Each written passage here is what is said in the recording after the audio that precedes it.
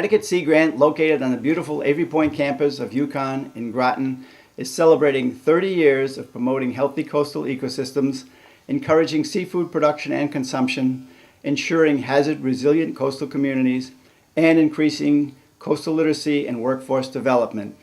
Let's meet some of the people behind the mission. Today we're talking to Nancy Balcom, Associate Director and Program Leader here at Connecticut Sea Grant. She has worked for the organization since 1985 and here in Connecticut since 1990.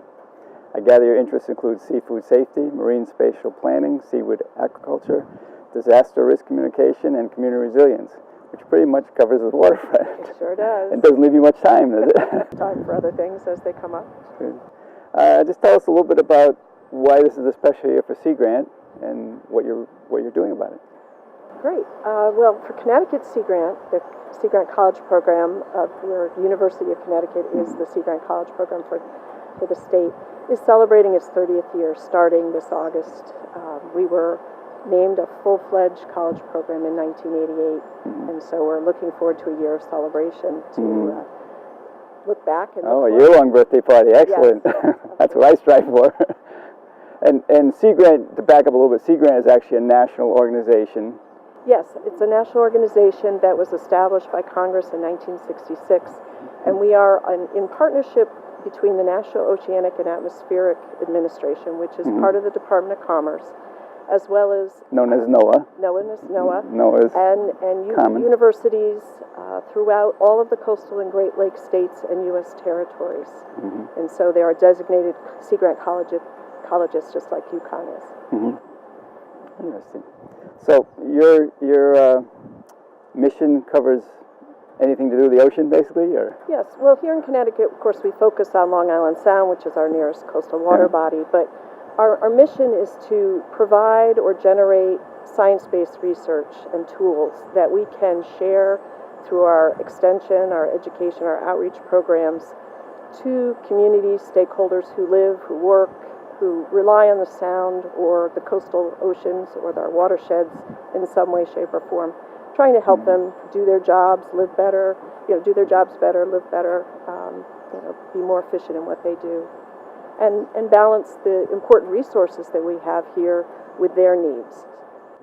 So your customers are almost anybody and almost anything to do with the salt water, basically. Yes.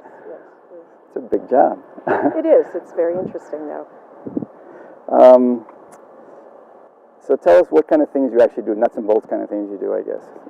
So we are, as a full Sea Grant College program, we have a research program. So every couple of years we have a competitive program to identify research that is addressing priorities that we have developed in concert with our stakeholders. So we have a strategic plan that we reach out to people across the state and seek their input to develop priorities for the state. And then we also blend that with priorities that NOAA has for the National Sea Grant Program. And so we use that strategic plan to identify these research priorities and then have a pretty rigorous competition to identify those that we can fund. Balanced with that, we have our extension program, which serves as a bridge between the university and the communities, and takes research, not just what we generate, but also other science-based research, and puts it to work by making it accessible to people who could use it. We also have our communications program, which is to share all of this great work that we're doing with our partners, and we have an education program, which may be supporting graduate students or undergraduate students, as well as doing work with pre-service and in-service teachers.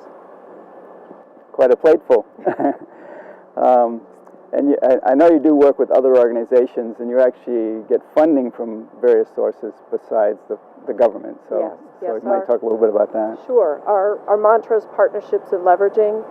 We have a lot of people that we work with in the state and in the region that also have interests in the sound and the well-being of the sound, its resources, and the people who work there. So we reach out and we partnership to bring in the resources that we can all put together and use to address and solve problems.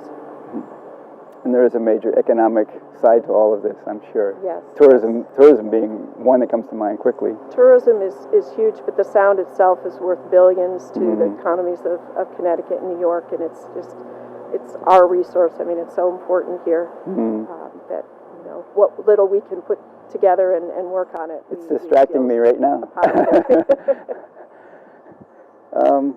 Let's meet some of your other staff. Unless there's anything else you want to add now, we'll have you back at the end. But let's meet some of your other staff and talk about some of the projects they're working on. Sounds great. Thanks.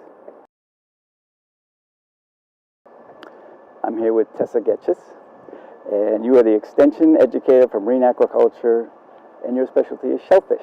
Yes. So tell us a little bit about what you do and why you ended up with that specialty. I'd like to know too. Sure. Well, one of our focus areas is aquaculture, and we work to sustain... And aquaculture is? Aquaculture is the farming of any aquatic organism. So we have a large aquaculture industry in Connecticut, focused primarily on clams, oysters, and also seaweed. So we are working to sustain that industry, but also to assist in growing the industry throughout Long Island Sound. And so you work with people who are doing it, and you work with the licensing and that kind of thing, or? We do. So we work hands-on with farmers. We help them to diversify their businesses in terms of what's grown and how they grow them. We also engage communities because we want to help them to better understand the economic and environmental importance of aquaculture. But we also want to help them plan for aquaculture. So we try to understand what they care about and how aquaculture can fit within what they need in the community, how they perceive their coastlines. And so having that discussion with the communities, with aquaculture industry members, and also with regulators is quite important here to help it grow. Walk me through how it would happen if someone has this bright idea they're going to start growing shellfish. Well, usually... And hopefully they have more in line than that, but that's the worst case, I guess. Well, usually they have an idea of what they want to grow, and often where they want to grow those animals or plants. And so one thing we do is help them with that process of site selection and narrowing down areas that would be appropriate in terms of what they want to grow, but then also appropriate in terms of what the community may or may not want. And so there are certain areas where the animal could grow, but you may not want it there because of all the various uses of the coastal area. And so it's narrowing down areas that the activity wouldn't be compatible with. And from there, then they have to seek out permits from town, state, and federal officials. So they've got a number of hoops to go through. They do. And your role is to help them or educate them, or? So we help them navigate that process, and sometimes it's a matter of just finding an appropriate site. Sometimes it's helping them complete the paperwork, or if they have to revise it based on community comments, then we help them to do that. And just putting them in contact with the local regulators is really important.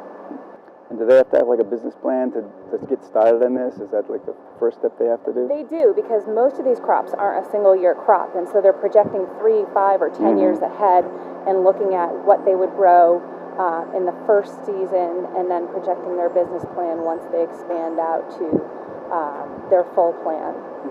And that's important because it's a really extensive aquaculture permitting process that they have to go through, and so they really have to have all their ducks in a row. Is there an unlimited market, or are there limitations? Oysters are going through a real renaissance right now, and we've had areas that have really improved across the sound in terms of water quality, and so we have a lot of oyster bars, a lot of restaurants that are featuring the oyster. And so what's interesting is that we have a lot of smaller companies, so they're not producing a huge volume of oysters, but they're marketing those oysters based on where they're grown. It's sort of like craft beer. It really is. So you're Everybody has their own oyster that they love. And oyster clubs. So I'm not an oyster fan, but I hear people talking about it, and they definitely have certain oysters they like, and they will go a ways to find them. So yeah, so really the people that are succeeding now are those that are really marketing their product and selling their story, because they are very small farms, but they're doing well. The thing that excites me is the investment we put into cleaning up the water and preventing pollution is actually paying off with an economic return. It really is. That's probably more valuable than what we've put in, so that's pretty exciting. It is. It's been great to work with communities too, and to also talk to them about what impact that they can make by changing their practices on land, so talking about the fertilizers that are used and nutrients and how that impacts water quality and what they can do to change that. And so we just talked to them about eating seafood and where that seafood comes from, and you're upland, but what you do really impacts the sound. Great. Did you bring samples? We're going to have lunch? We will. Okay. Thank you very much. Thank you. We have Anoushka Concepcion. Thank you for coming. You're an extension educator for marine aquaculture, and your expertise is seaweed. Yes. So tell us what the future of seaweed is in Connecticut. So a little bit of background about seaweed aquaculture. It was first started about 30 years ago in Connecticut when a Yukon researcher applied to Sea Grant for funds to investigate cultivating native seaweeds. It's been done in Asia for decades. And so he realized that we have some native species that are edible and thought, well, why don't we try and culture it like they do in Asia? It has lots of health benefits. It's very easy to do, very easy to grow.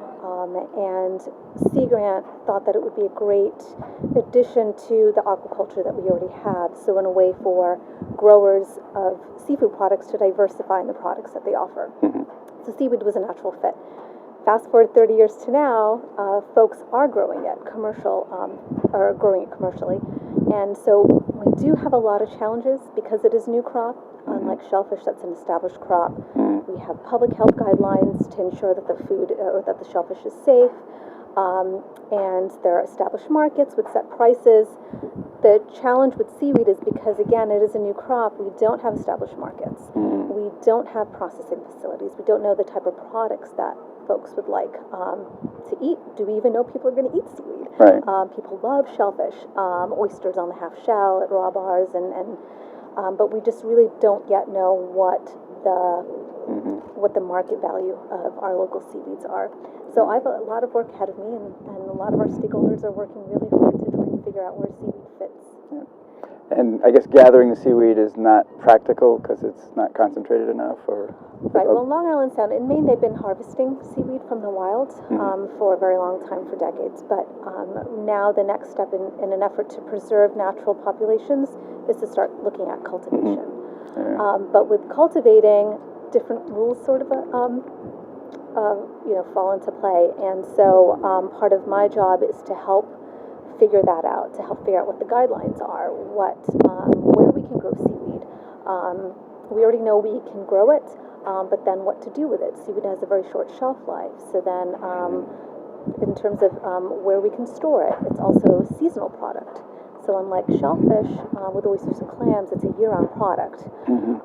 With kelp, for example, it's only harvested in the late spring and early summer, and that's it.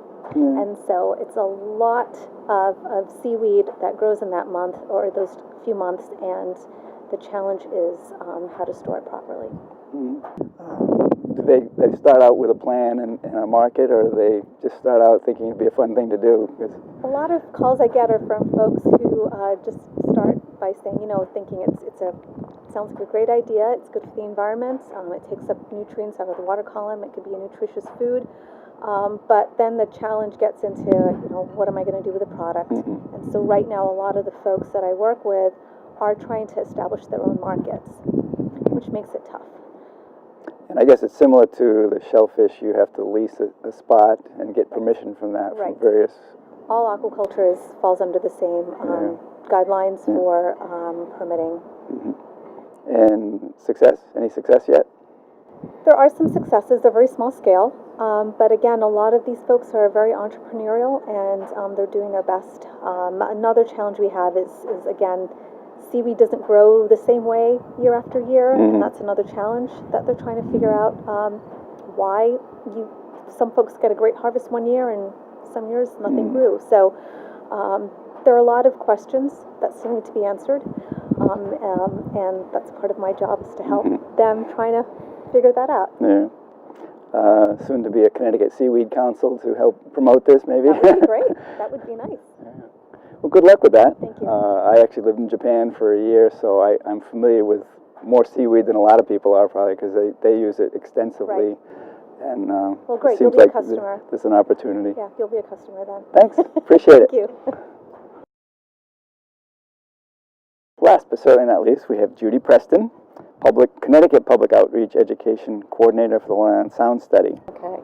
Well, I am, as you suggested, I'm the public outreach coordinator and educator for the Long Island Sound Study, and the Long Island Sound Study is an organization that actually stems from the establishment of the National Estuaries Program, which was started by the U.S. Congress in 1987. So that started the office, the EPA office here in Connecticut, that started the Long Island Sound Study. It's a little bit of a misnomer because it's not a study per se. It is an organization that is headed up by EPA, but works collaboratively with the states of Connecticut and New York, which are the states for Long Island Sound, and works specifically on issues, all the related issues for Long Island Sound, so to protect Long Island Sound. It's an estuary of national significance. I was part of it, one of the first to be designated as such. So Long Island Sound Study works collaboratively with lots of organizations, including Connecticut Sea Grant and New York Sea Grant, and bunches of academic institutions and nonprofits. We have a citizens advisory committee that works with people who are doing advocacy, and so it covers multiple bases. The Long Island Sound Study actually revisited in 2015 its comprehensive conservation and management plan, which looked at 4 different categories. So it's looking at clean waters, healthy watersheds, it's looking at wildlife having to do with Long Island Sound, both in the water and in the land along the coastal areas, looking at communities, keeping communities sustainable and able to cope with some of the changes that are happening in coastal areas, and then finally science. So the overlap, of course, with Sea Grant is both organizations are very interested in the science behind helping everyone work better along the coast.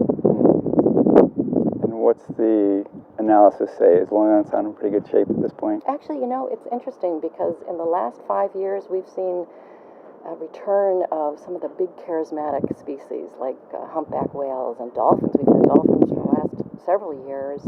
We even had minke whale, we had a beluga whale. We've had revisiting of some of the really exciting species that helps me as a public outreach person, because I can point to those and everybody gets excited about those. Some of the reasons why those species are coming back is, yes, the water's getting cleaner. We worked really hard on particularly working with wastewater treatment facilities in the New York area and in Fairfield County area of Connecticut to clean nitrogen, take nitrogen out of the water coming into Long Island Sound, and that's what's helping to bring back.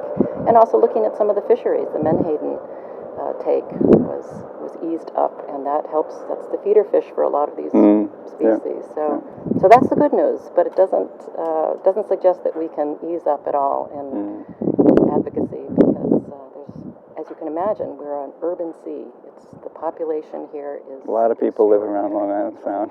So there's a lot of work to be done. And the states that affect and are affected, are they playing pretty nice together? And is it working? Large, and I think a lot of that it's a tricky thing to do, to get people to work together. And I think that a lot of credit goes to Long Island Sound Study for being the people who convene and bring together these partners. And by and large, there's an interest by both states in having clean waters. It's not just for the wildlife, it's not just the water quality, it's also a huge economic driver, so it's important. And looks like the funding has been pretty consistent. They always struggle for money, but it seems like there has been support for it in Congress. The Long Island Sound program has been continuously going since 87 when it was established. So yes, it's had ups and downs, and right now we're down on staff in the Long Island Sound office. But yes, and what's really great is that all of those partners believe in collaboration, believe in working together, and you couldn't do it without that, because there's just so much going on. One of the really interesting projects right now is called the Blue Plan, which is an effort. Sylvain Deguise, our executive director, has been working very hard on this, as well as a number of other staff and partners. And this is finally, after all these years of, since Adrian Block first visited Long Island Sound, we're putting a plan down that looks at not just what goes on the surface, but what's going underneath, what's going on underneath. So where are the shellfish beds? Where are the pipelines? Where are all the different places that are important both for habitat as well as commerce. Let's map that out and determine where we can protect and where we can allow further uses. Yeah, a lot's been done on the shoreline, the marshes, for instance. I worked in a marsh study and not so much underwater, so that's good. Yeah. It's progress. Seagrass is another good example. Looking at seagrass beds as an indicator of water quality, and trying to get that water quality so that seagrass beds go back to the western part of the zone where they originally were years ago. So thank you very much. You're welcome. Thank you for doing it, and thank you for sharing it. And happy birthday to Sea Grant. Oh, you're going to talk about plastics? Well, I will if we have time. Okay. I would definitely quickly talk about the plastics initiative. Okay, a quick aside. This is a social media campaign that the Long Island Sound Study has initiated, again with multiple partners, including Sea Grant. And the idea is we're asking people to basically break the single-use plastic habit to protect wildlife, in part because we know that single-use plastics like straws and plastic cups and the things that end up on our shorelines can be very detrimental to wildlife. And this is a kind of like the beginning of asking people to really assess how they use things and how they throw things out. Paper bags are a perfect example. So it's been a very successful campaign. We're really excited. Good. If anybody's interested, you can get these stickers from participating from Sea Grant and from Long Island Sound Study and all of our participating partners. And we've got a bunch of great designs for them. We're asking people to take a picture. There we go. and send it into the Long Island Sound Study, and we'll post it. And we've got a lot of people. We had over 50,000 people last year, and we're already past that this year. So. And some of the towns are talking about restricting the use of in fact, throwaway have. plastics, Greenwich which is has, great. And Suffolk on Long Island, so it's the tip of the. And I have to admit, I'm trying to train myself to say I don't want a straw, because I know, everybody just gives you a straw, and I don't use a straw. I don't want a straw. Automatically, yeah. So it's true. don't give me a straw. Thank you again. Appreciate it. Thank you. Sorry we almost forgot your plastic pitch, but that would've been that's bad. important. Good luck. Thanks. Nancy, you're back. Nancy Balcom. So I know there are many other issues that your staff are working on. We've only sort of rippled the surface so far. Want to talk about a few of the other projects that we haven't talked about yet? Sure. So areas other than the coastal ecosystems and watersheds and fisheries and aquaculture that we've already talked about, we also work in the area of resilient communities and environmental literacy and workforce development. So an example of a project that we're doing with resilient communities is that one of our staff, Juliana Barrett, and some of our extension partners are teaching a class called Climate Corps. Students, undergraduate students, they take a fall semester, and then in the spring, those that choose to go forward have it sort of embedded in local coastal communities to help those communities start to address changing conditions and making plans on how they might address more extreme events and things like that. So one of the students, or several of the students, have been working with one of our coastal communities on the community rating system, which is a FEMA flood insurance program where a community, if it takes certain steps, will be able to reduce the flood insurance costs of all the residents in this town. And so that's something that we're just getting started on. It's popular throughout the country, and we hope to work with the state and these communities to bring that forward.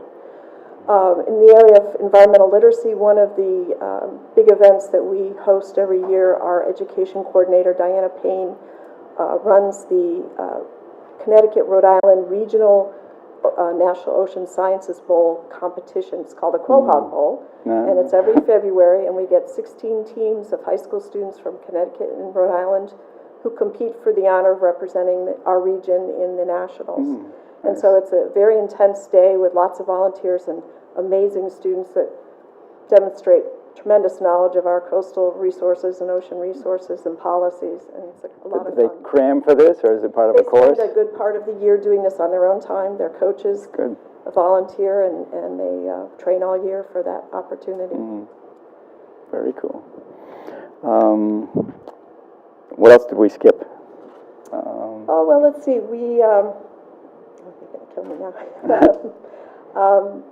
Other programs that Juliana has been working on, Juliana Barrett, again. We actually interviewed her one time a few You did years ago. interview her. She was excellent, did a good program on climate. Yes, and she's done a lot of work in habitat management as well, and drafted an outline for areas, towns, and land trusts that want to manage their open space better. It's a framework that they can use and adopt as they need to make plans for how they want to manage these properties.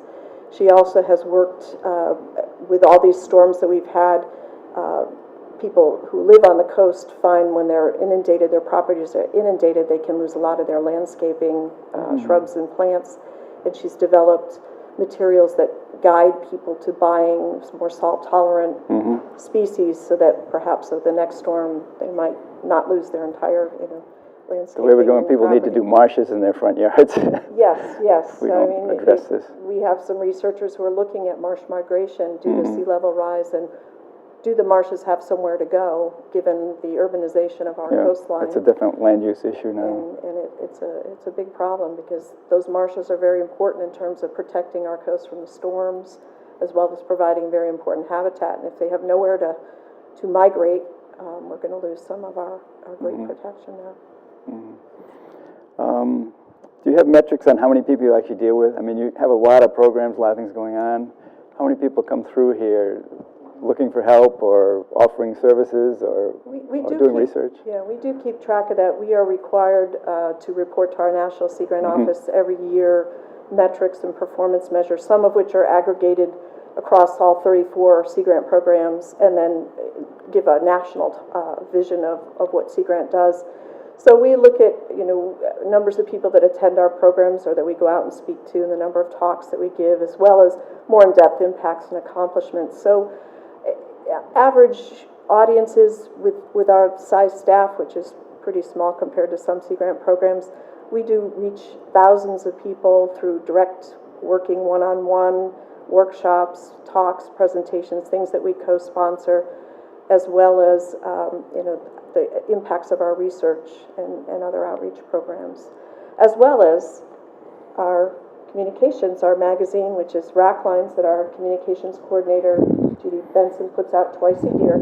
This is a great summary of some of the things that Sea Grant is involved with, stories that dig into some of the issues. This particular issue is a theme on seafood in Connecticut, and we work a lot with all different aspects of the industry, so it's nice to be able to pull together in a series of stories a good picture of seafood in Connecticut. We may not be one of the big seafood states, but we have a good voice in that industry. Great. So are you finding, this is a little bit political, but I know you don't want to go there, but are you finding pushback on science and logic and actually addressing serious problems that some people say don't even exist? Is that become an issue for you, or? Well, we're grounded in science, right? So we do not take an which is a good thing. Advocacy. It's a good thing. It is, and so we try to let the science speak for itself. Yeah. There will always be people who agree with it and those that don't, but that is what we rest our work on is the science. Yeah. It's probably a safe position to be in. So, this is the 30th anniversary. You want to talk a little bit about what events you might be doing, and what kind of things are going to be happening? Because this is a year-long event, I understand.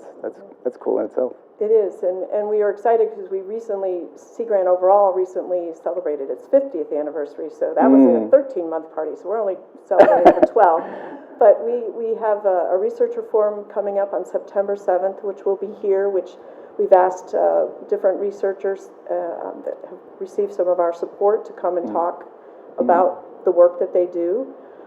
We also have right now a photo contest going on, so it's in the Racklines magazine. It's on our website if people want to share their views of the importance of the sound to them through photographs. We're more than welcome to have them enter the contest.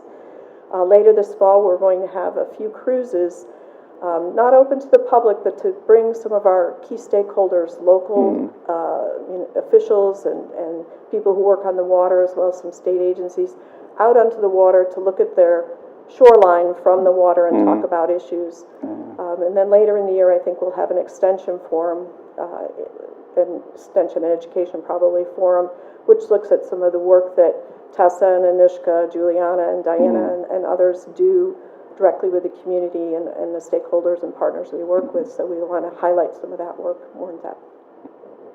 Sounds like a fun year. So we'll be watching. Keep looking at our website. Yeah. Judy will post things as they come up, and we certainly hope people will participate in some of them. Any last thing you want to mention? Actually, I should mention I've got the Sea Grant Connecticut Annual Report for 2017. I found some interesting stuff in here. What you do, it's kind of a summary.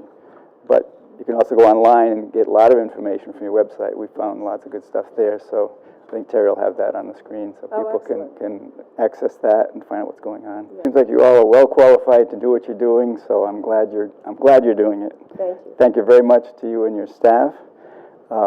It's been great to have you on Community Buzz. Hopefully get you some more exposure. And thank you all to the staff. And congratulations to Connecticut Sea Grant. Happy birthday. Thank you very much. Thank you to our viewers. Get ocean and coastal literate, and be well.